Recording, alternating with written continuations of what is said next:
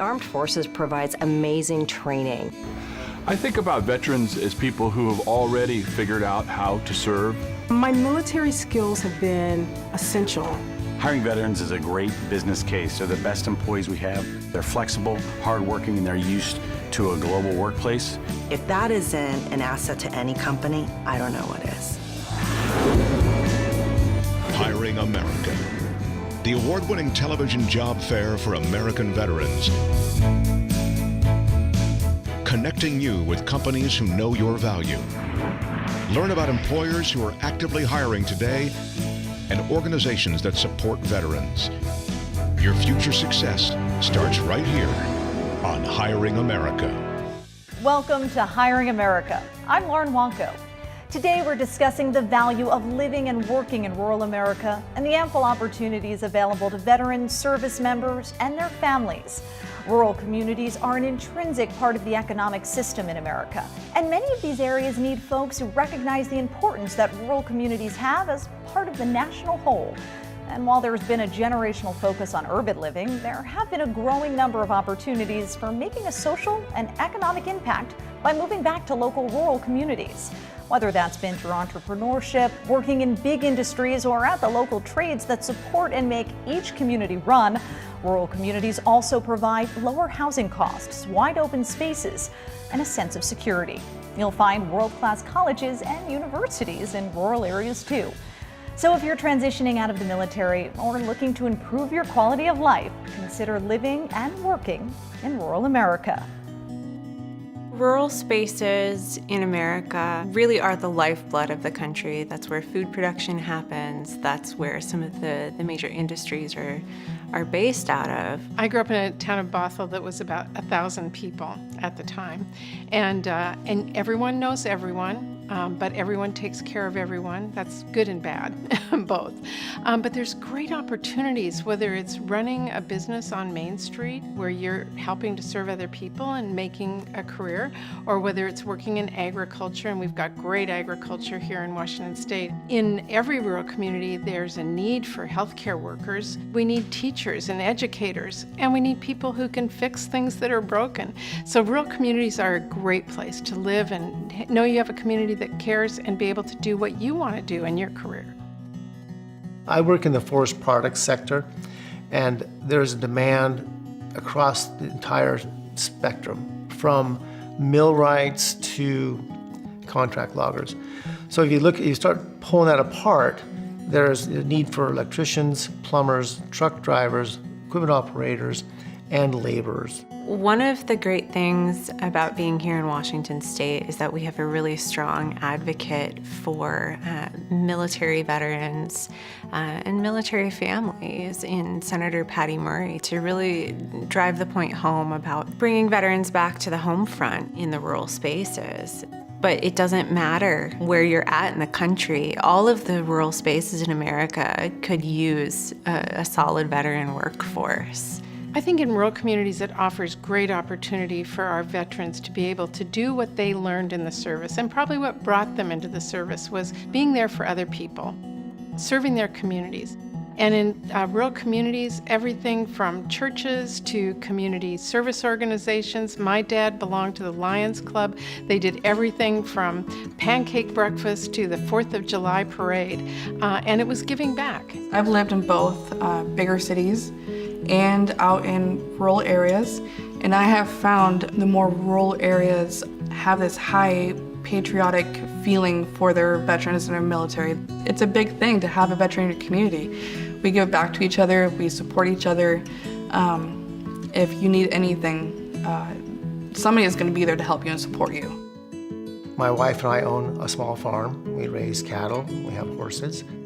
After a busy work day, it's nice to come home and unwind. It's quiet, peaceful. You know, you get to be around the trees, smell the grass, you don't have the traffic. It's easy to commute home. It's just a nice place to unwind after a busy day. It's very therapeutic because you're out in nature, you're one with nature, you get to relax and breathe.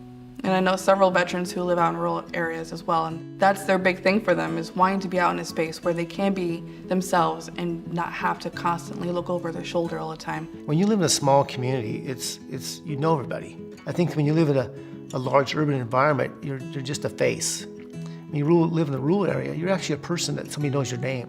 You live in a rural community because it's a community. It's a group of people that want to be there, that want to make it a space worth living in.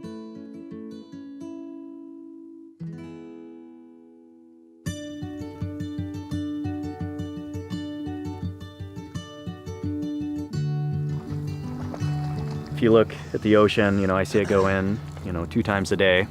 It's a marker of time passing. There's a more natural connection out here. I think too, as a combat vet, just having a little bit of that peace and quiet and a little bit of space is also helpful for me. I was in college at the time that the towers hit, and once I graduated, then I enlisted in the Washington Army Guard, and I was enlisted for a couple years, and then I was approached to join the Officer Candidate School program. So I spent a couple years going through OCS, and then got my commission in 2006, and became a combat engineer, and then deployed to Afghanistan in 2009 and 10. Upon returning home, I switched out of that unit and got into cyber terrorism for a little bit, and then after that, I left the service. Kind of got a little bit burned out and just made some changes after 11 years. This is my deployment flag. I got this when I got home from Afghanistan, and then this one here was my father's from Vietnam. I just haven't found a home for my office yet. I've always kind of had an entrepreneurial spirit, and so I had written up some different business models, ideas, and one of them was running this at-risk camp in the wilderness, which is like a nice blend of kind of the great outdoors and mixing my skills and passion into one thing. I personally know the positive attributes of what nature does for me. It took me a while. When I first moved here, I kept going back to the city like every other day. And those visits became further and further apart and fewer between. And I guess I slowed down. This is Coco, and this is his brother memory foam. This is Justin Bieber. You can see the eyebrows. Justin Bieber. And you can bring the dream to you. You don't have to go to the city to create the dream where there are more people. Maybe you create the dream wherever you are, and we're here. Veterans are the future of the rural America. That's where the opportunities are. That's where veteran values and needing to serve and needing to give back can really shine. We have this 14-acre ranch here that, we have Class 3 tidelands, which is great. So it gives us about 2 acres of aquatic farming that we can do. I didn't know that much about aquatic farming until I moved here, and I looked up on the rural community what makes this a driver for this community, and it's the shellfish. My first year I killed more shellfish than I knew what I was doing with them, but luckily the community was really helpful, and I got a mentor that's been doing it for a lot of years and showed me some mistakes that they've made along the way and kind of helped me save some mistakes of my own. So this we call the miroir, so for the flavor. So every farmer is proud of each beach is a little different, how they can grow them. It's great. We're opening an oyster shellfish bar, so we're gonna take it from the farm to the table. Ooh, we've got a deep fryer. Yeah. What are we gonna deep fry? Deep fried oysters. No. So. Really? Shucked, and then you put them in? With bacon. Oh. Yeah. And we bought this parcel to open a hotel here, and then hopefully that'll go in the next couple years. So the foundation for the lobby's poured and some of the foundation for building A and B, but ultimately it's gonna be a 40-room boutique hotel on the Case Inlet. Sometimes it can be overwhelming, because you never get finished with your day. You're never gonna be completed. But it's in a good way. It's like so long as you're moving forward, And there's something about rural communities where you really have the opportunity to make an impact. A lot of us go into the service to serve our country, and a lot of us get out and feel like we don't really know how to do that once we leave service. Rural communities have this great opportunity to continue giving back to your community. You know, another thing that feels really good for my footprint is that, you know, we have a million oysters out there, and, you know, it cleans about 5 billion gallons of water every year. You know, on our farm here, we have 10 alpacas and chickens and dogs, you know, and then the oyster bar will create 10 jobs, you know, the hotel will create 40 jobs, you know, the oyster farm creates jobs, the camp creates jobs. So, you know, and these are, you know, my neighbors and my friends, and, you know, and that has, you know, lasting relationships that go deeper. There were moments I thought, oh man, is this sustainable, or can I do this? You know, but like I have people fly in from all over the country to work for me to do these things, and that's really what makes it, you know, is that level of passion and you know, excitement about this mission. So yeah, it's you know, I probably work more hours than when I did for somebody else. You know, it's not the 9 to 5. You know, I'm definitely on call all the time, and don't know what to expect some days, but that's also part of the excitement as well. So I get to do these things. I don't have to do these things. That feels good.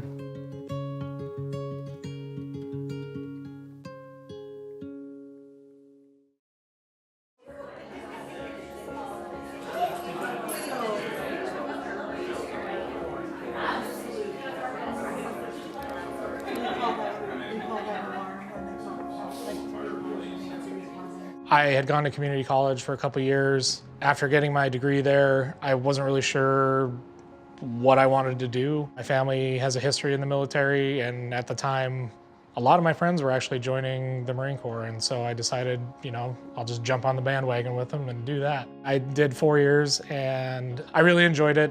The only reason I got out was because I thought I could do more. I kind of, you know, grew up in the Marine Corps and kind of felt like now I was ready to go out and kind of make my own way. But getting out was a very tough thing as well, because I didn't know what I wanted to do when I got out. And for the last 4 years, I'd been told what to do. And now I have no idea, and it's all on me. And that was a very scary thing. I never really thought about owning my own business until I got into the industry that I'm in now. I was introduced to a person that was trying to start a brewery out in another town, and they just needed somebody to do the brewing for them. I had dabbled in home brewing and decided why not and see what happens. You know, I really enjoy beer and I like going to breweries, so if I get to run my own, you know, great. It's a win-win in my book. We've always both kind of wanted to work for ourselves. We would come home from our individual works and we would talk about how, God, it'd be great if I could just fix this problem, or if I could just do this solution. And then it came to terms of, well, maybe we should just own our own business, but then we didn't know what we wanted to do. And it wasn't until John started working out at the brewery in another town that he was like, oh, this is a really cool industry. He came to me and said, you know that 5-year plan we've been working on, can we make it a 1-year plan? And I must have said yes, because here we are. About the time that we decided to start our brewery, you could really see the town was trying to restart itself as slowly as it is. And so we felt, you know, as the next generation, that we are responsible for doing that. Yeah, there you are, my dear. Enjoy. I'm here waiting for you. Small communities, you know, if you could look back at this place in the 60s and 70s, it started to make a big change in the 80s. There was a lot of unemployment. The timber industry turned, fishing started dropping off, and so there was a lot of unemployment here. And we're getting that back. We're getting these people to stay. We're getting younger folks to move back to the areas and stay in our communities. There's less traffic, you know, there's less crime. There's a lot of things that bring you to a small community like this. Knowing your neighbors is big, you know, it really is a sense of community. So far the town's been very receptive to us and to more businesses like ours, run by people in our generation that are starting to move back into town and see that coming back to the small area is a much more pleasant pace of life than living in a larger city. I love it here. We moved back I mean, I was a Pacific Northwestern girl living in the desert, and I couldn't wait to get back to the green and the rain and the beach and the mountains. But there's also something just specifically about the Grays Harbor area. The people are amazing. We know our customers. They walk in the door, I know them by their first name, I know what they're drinking. Sometimes I already have the beer on the counter for them when they come in. A lot of people really support this little business. I mean, it's amazing how, like, on a Thursday night, a Friday night, or a Saturday night, or a Sunday morning, people come to this area. And it's not like a tavern. It's because it's a microbrewery, is they love the fact is that you can get an IPA, or you can get a dark, or you can get a whiskey infused beer. I'm not much of a beer drinker as a rule. I'm usually a whiskey guy, so I was hoping he'd open a distillery, but their beer is good. You know, it's good flavor. Stephanie is our oldest daughter, and we just want a success from them. And it's hard to do. To bring people back to this area, you need small businesses like this. You know, a goal of ours is to just employ people in the area and be that industry that people want to see come back. You know, I think if we could get to the point where we're employing 40 to 50 people, I think we've imagined all of our goals at that point, and it's, you know, the cherry on the sundae. I think it's important too is when he moved back, he got the job that he got at the biodiesel plant by being a veteran. And it was very much like, you have this set of skills that we know that we can use, and I think that would also be important to us too. Very much so. They're like-minded people.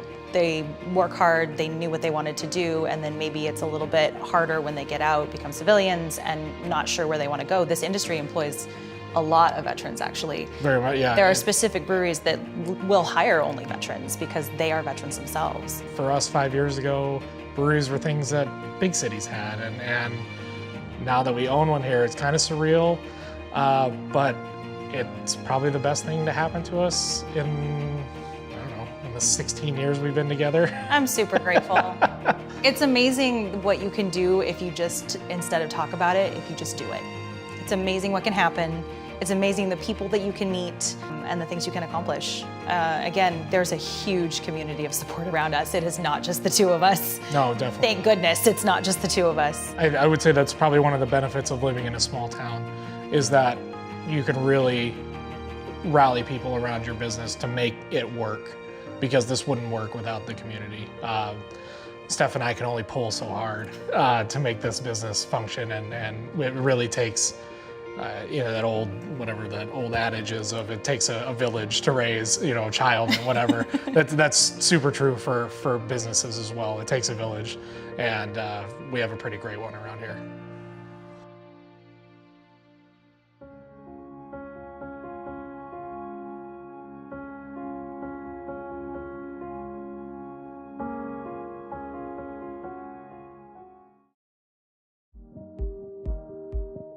I started volunteering at a barn where we provide equine therapy for our veterans and active duty and first responders. Did that for several years and absolutely loved it. And that's where I realized that's where I need to be. I need to be serving and giving back to our veterans. It's a pretty incredible experience to watch the effects of the horses. When we work with our veterans and soldiers, we try to tell them, you know, calm your thoughts, slow your brain, take a deep breath. And when you do that, the reaction you see, not from the veteran and the soldiers themselves, but also the horses feeding off of that energy, it's absolutely incredible. We've had guys that would come in and not say one single word to us. Just go to their horse, groom them, but then when they start working with the horse individually and start actually doing some groundwork and riding, they get that aha moment where they're like, oh, okay, so if I breathe and relax my brain, the horse relaxes and has a tendency to listen better. Then that also brings out the veteran or the soldier wanting to speak a little bit. You know, they'll come and say hi to you, which is like a huge deal, like, oh, yay, he said hi, great. To the point where they are engaging, not with just their horse, but with people around them as well. And it's a pretty incredible thing to see and observe.